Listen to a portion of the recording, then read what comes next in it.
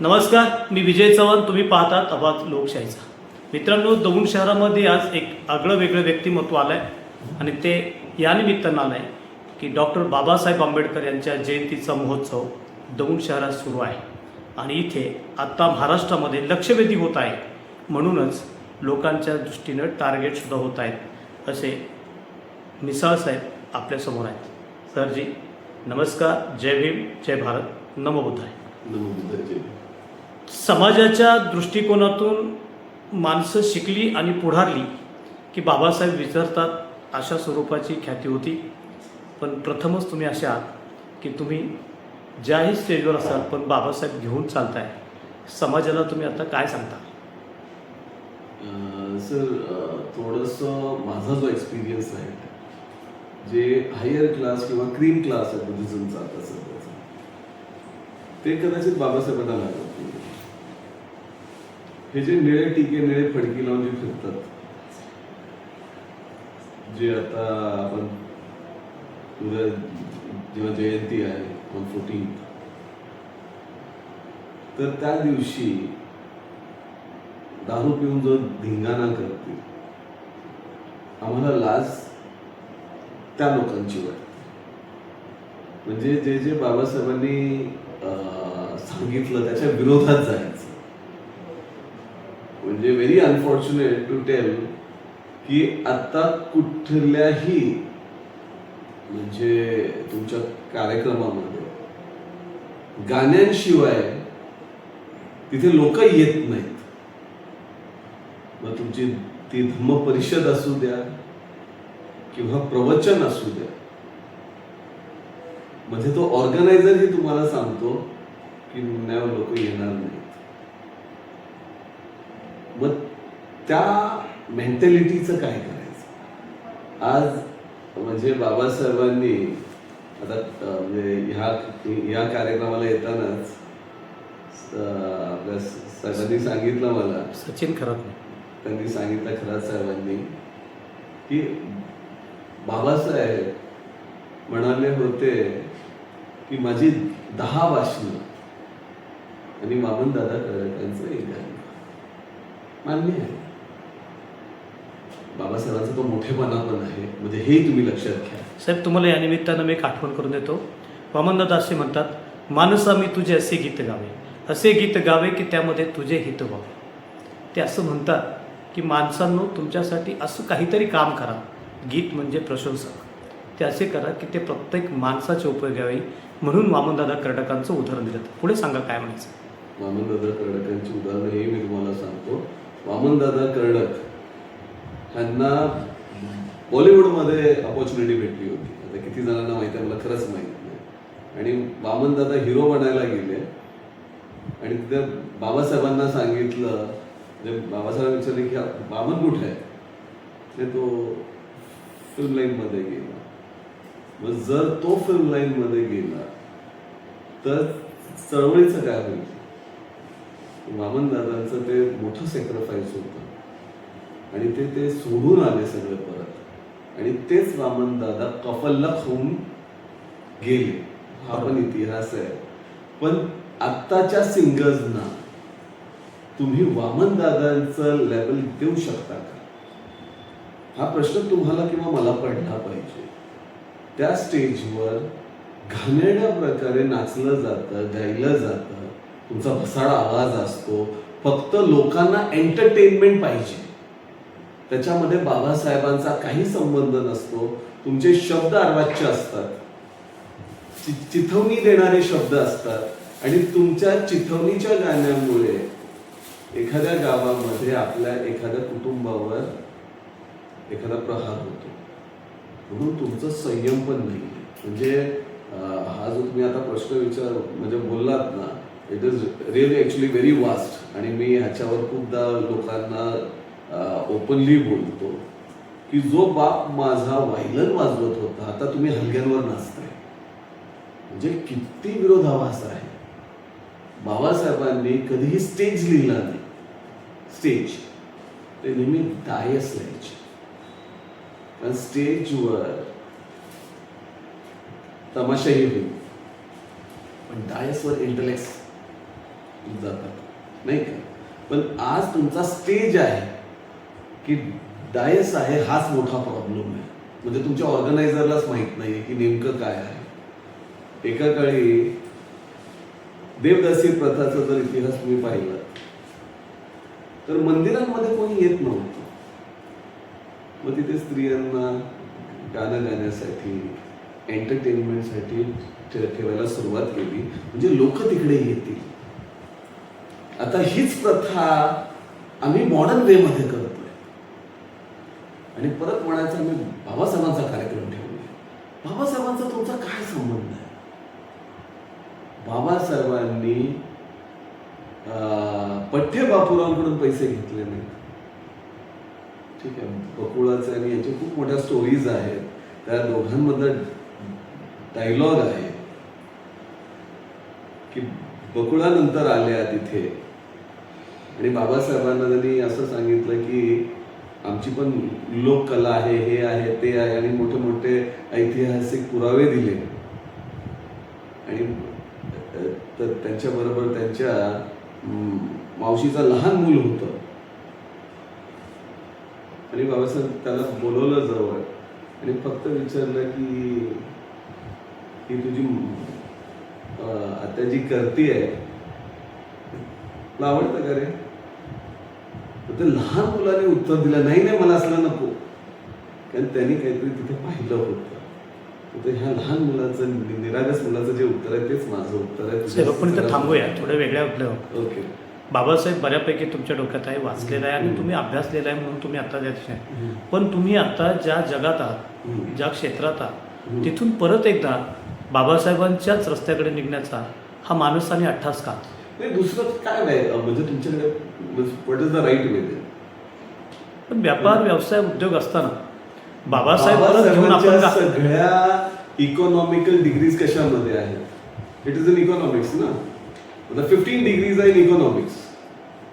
आणि जर आज जसं मी जर तसा विचार केला तर जर बाबासाहेब म्हणजे तिथून परत आले नसते माझ्यासाठी, तर ज्यावेळी सावरकर लिहितात की मी मजसीने परत मातृभूमीला सागरा प्राण तळमळला, तर त्यावेळी त्यांना माहित आहे की मी चित्पावन ब्राह्मण आहे, माझ्या देशामध्ये जाईन, सगळे माझ्या पायाच पडणार आहेत. पण त्या देशात जर त्याच सागरामधून माझा बाप परत येत असेल, तो काय म्हणेल की बघ ना सागरा, इथे डॉक्टरेट घेतली, PhD घेतली, पण ज्या दिवशी माझ्या मायदेशी जाईन मला घोडभर पाणी नाही मिळणार, माझ्या सावलीला कोणी नाही शिवणार, आणि तरी मी त्या देशासाठी, त्या समाजासाठी जातो. साहेब, मी 1 मिनिट थांबवतो. मित्रांनो आणि दवंडकरांनो, तुम्हाला कळकळीची विनंती आणि नम्र आव्हान. तुमच्यासाठी आत्ता इथं आलेली जी व्यक्ती आहे ती सर्व गोष्टी संपन्न असताना सुद्धा बाबासाहेबांनी केलं नसतं तर मी उभा राहिलो नसतो अशी हाक देतात आणि ते सांगतात की बाबासाहेब नसते तर पुढे काय. म्हणून तुम्ही कुठे आहात, कुठल्या स्तरावर आहात, कुठल्या उंचीवर आहात याला अजिबात महत्त्व नाही, पण तुम्ही कुणामुळे कुठल्या स्तरावर गेला, कुठल्या उंचीवर गेला ह्याची जाण ठेवली पाहिजे. आणि हाच एक संदेश तुम्हाला आज साहेब देतात. आपण साहेबांशी परत संवाद करू. साहेब, सांगा की या भूमीवरती बाबासाहेबांचं अगणित स्वरूपाचं आपल्यावर असणारं उपकार, ते उपकार आज तुम्ही तरी स्वतःहून आज आम्हाला सांगताय, पण असे असंख्य नेते आहेत, असंख्य पुढारी, राजकीय मान्यवर घडले, ते बाबासाहेबांना विसरले, त्याबद्दल तुमचं काय मत आहे? बाबासाहेबांना तसं विसरणं अवघड आहे. फक्त बाबासाहेबांचा ATM कार्ड झालाय, ऑल टाइम मनी, मतलब कभी भी स्वाईप करो. बाबासाहेबांचा तुमच्या मतांसाठी, लोकांसाठी इमोशनल टूल बनवलं गेलं बाबासाहेबांना.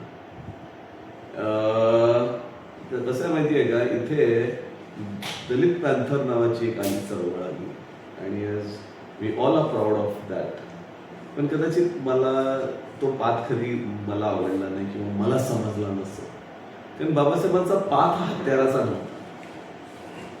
ठीक आहे, ज्यावेळी एखाद्या अशा विद्रोही नेत्याच्या हातामध्ये मशाली येते तो वनवा पेटवतो काय, आणि तीच मशाल जर बाबासाहेबांच्या हातात आली ना तर ते तुम्हाला दिशा दाखवतात. हा फरक आहे.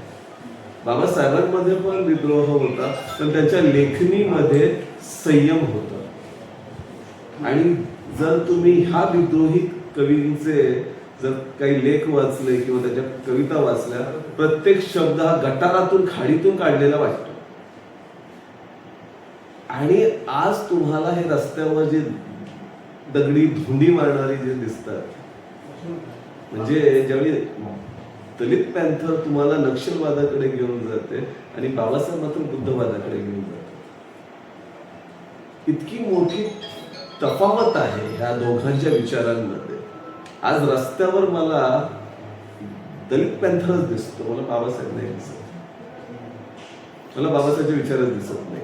मित्रांनो, आपल्या प्रेक्षक वर्गांना नम्र विनंती आहे, बाबासाहेब कसा पाहताय हे आज तुम्ही ऐकताय. खऱ्या अर्थानं बाबासाहेबांनी निर्माण जे केलेलं आहे ते निर्माण केलेलं तुम्हाला पुढं नेता नाही आलं तर मागं तरी ढकलू नका, असं बाबासाहेबांचं एक वाक्य आहे.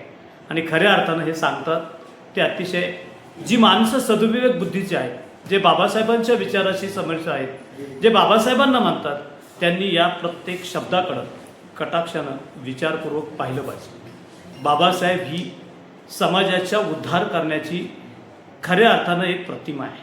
ती प्रतिमा नाचून गाऊन ही पुढे जाणार नाही, तर ते विचारात घेतली पाहिजे, विचारानं ती पुढं नेली पाहिजे. आणि हा विचार एक ज्वाला बनून, अग्नी बनून, मशाल बनून लोकांमध्ये प्रफुल्लित झाला पाहिजे. असं एक साधा आणि सोपा विचार आपल्या पुढं साहेब सांगतात. आपण साहेब मला एक सांगा की तुम्ही रमाईच्या अतिशय तिच्या जीवनप्रवाहातील सगळ्यात महत्त्वाची गोष्ट म्हणजे तिचं 18 विश्व दारिद्र्याची जी स्टोरी होती, त्याच्यावर मात करण्यासाठी रमाई आज हयात नाही, पण तुम्ही तिची साडी बहुमोल किमतीची बनवली, अशा स्वरूपाचा प्रचार आणि प्रसार झाला. काय नक्की हा विषय? माता रमाई आमच्या घरी आल्या होत्या 7 दिवस, जेव्हा त्यांना क्षयरोग झाला. आणि माझे पंजोबा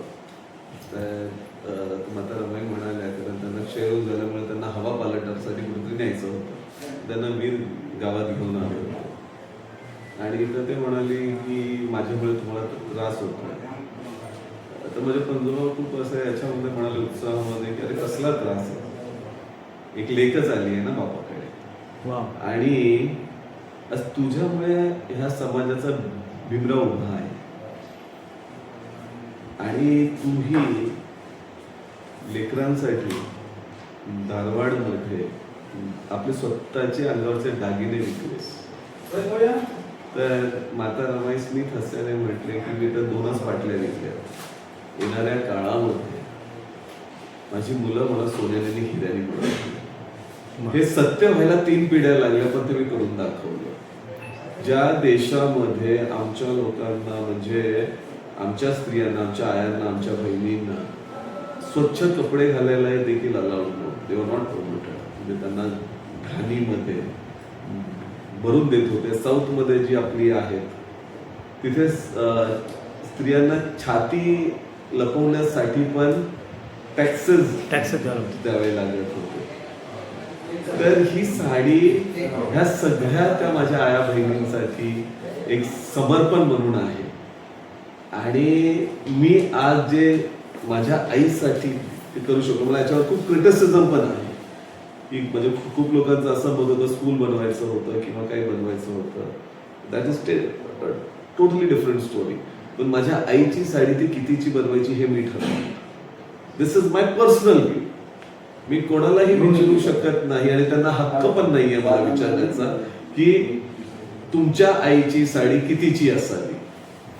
तसं माझ्या आईची साडी मी कितीची बनवायचा हा माझा पर्सनल प्रॉब्लेम आहे. जसं रमाईंची साडी तुम्ही बनवली तसं बाबासाहेबांसाठी पेन सुद्धा बनवला, आणि आता नव्यानं तुम्ही त्यांच्या एका घराकडे सुद्धा लक्ष दिलेलं आहे. तर तुम्हाला नक्की आता याच्यामध्ये अशी काय विषय वाटतं की बाबासाहेबांसाठी काय काय करायची इच्छा आहे? बाबासाहेबांनी जसं आता तुम्ही मगाशी म्हणालात की इथपर्यंत रथ आणलाय, तो जर पुढे नाही नेला तर पाठी नेऊ नका, पण तो पाठीच जाईल, बिकॉज इट्स अ स्लोप. आणि बाबासाहेबांना स्वतःच्या ताकदीने तो रथ वरती ओढला, आणि आमच्या सगळ्यांची तेवढी ताकद नाहीये की तो तसाच तिथे ठेवायचा, तो खाली घसरतच चालला. पण तरीही मला वेगळं काही नकोय, पण बाबासाहेबांचं जे स्वतःचं मालकीचं होतं, म्हणजे इथपर्यंत की हे घर झालं आणि जे मुंबईमधलं BIT चाळीतलं घर आहे. म्हणजे असे कितीतरी प्रॉपर्टीज आहेत बाबासाहेबांची ज्यांच्याकडे आमचं लक्षच नाहीये.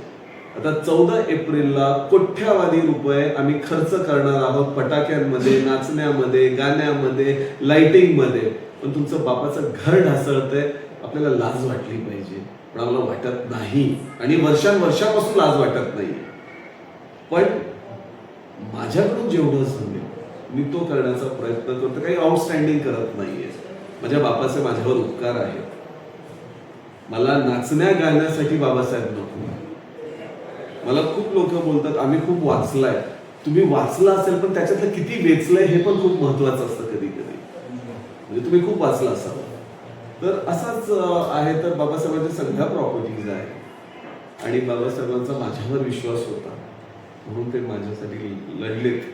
म्हणजे मी स्वतःला ॲज अन इंडिव्हिज्युअल म्हणून बोलतो. मी स्वतःला कधीही आंबेडकरवादी बोलत नाही. मी स्वतःला आंबेडकरच बोलतो. या समाजामध्ये जोही जन्माला येतो ते सगळेच आंबेडकर आहे आणि as an Ambedkar now this is my responsibility. Nice. अपदीप भव, तुम्ही स्वयंप्रकाशित व्हा, अशा स्वरूपाचं बुद्धांचं एक वाक्य आहे आणि त्यातून प्रेरणा मिळते, चेतना मिळते, माणूस उभा राहतो. उभा राहिलेला चालायला लागतो, चालणाऱ्याने पळावं लागतं. पळल्याशिवाय तुम्हाला शिखर गाठता येणार नाही आणि तीच खरे आज समाजाला गरज असताना सुद्धा नाचण्यातून आणि गाण्यातून जे बाबासाहेब बघतात त्यांना ही खऱ्या अर्थानं चेतनामय शब्दांची खऱ्या अर्थानं प्रेरणा आहे. त्यांनी ती डोक्यात घ्यावी. बाबासाहेबांच्या घरांच्या ढासळणाऱ्या भिंती आणि तुमच्या साऊंडच्या उभ्या राहणाऱ्या आवाजाच्या भिंती यातलं साक्षमरित्या स्वरूपाचं जी तफावत आहे ती तुम्ही आता सोडली पाहिजे. मूळ रस्त्यावर या. बाबासाहेबांच्यासाठी तुम्ही काम करा. मित्रांनो, कुणाच्या तरी लांडग्यांच्या कळपात राहून तुम्ही खऱ्या अर्थानं विफरून जाऊ नका. जे घडलंय, जे घडलंय, जे घडणार आहे हे फक्त बाबासाहेबांमुळे घडणार आहे. म्हणून इथं मुर्द्याला, जिवंत माणसाला, फळाला, फुलाला आणि प्राण्याला सुद्धा जे मिळतं तो अधिकार देणारा एकच महामानव डॉक्टर बाबासाहेब आंबेडकर. त्याच्या प्रेरणेसाठी जे आज आपल्याकडे इथे आलेत आणि खऱ्या अर्थानं संबोधित करणारे त्या दौंडकरांना, मित्रांनो, दौंडकरांना एक आम्ही या निमित्तानं आवाहन करतो. तुम्ही इथं संख्येने जास्त आहात पण विचाराने कुमकुवत आहात. तुमची संख्या इथं बळाने फार मोठी आहे पण तुम्ही इथं लाचारीने जास्त आहेत का असा प्रश्न कधी कधी आत्ता साहेबांनी सांगितलेल्या गोष्टीवरून समजतो. कारण इथे नाच गाण्यापेक्षा इथं शक्ती प्रदर्शनामध्ये जास्त जोर लागतो. त्या सर्वांनी जोर बाबासाहेबांच्या स्मृती असतील तिथं ज्यांच्या जमिनी किंवा त्यांची जी मिळकत असेल त्या जपन करा, त्या जतन करा आणि तिथे तो स्मारक पुढील पिढ्यांसाठी प्रेरणादायी ठरेल याकडेच आपण सर्वांनी लक्ष द्यावं. म्हणून सर्वांनी मिळून यांच्या कार्याकडे तुम्हाला न काकणभर हात लावता येत नसेल तरी समूहात सामील व्हा आणि एक व्यक्ती, एक विषय, एक मुखानं चला तरच बाबासाहेब खऱ्या अर्थानं तुमच्या माझ्यासाठी प्रेरणा आहे. बाबासाहेबांच्या जीवावर खाणारा घास जर तुमचा असेल तर त्याच्यासाठी शेवटचा श्वास सुद्धा तुमचाच पाहिजे हेच आम्ही तुम्हाला सांगू इच्छितो. साहेब, आपण आलात, आमच्याशी बातचीत केली, तुम्हाला पुढील कार्यक्रमाला जायचं आहे पण तुमच्या कार्यास आमच्या सदिच्छा. धन्यवाद.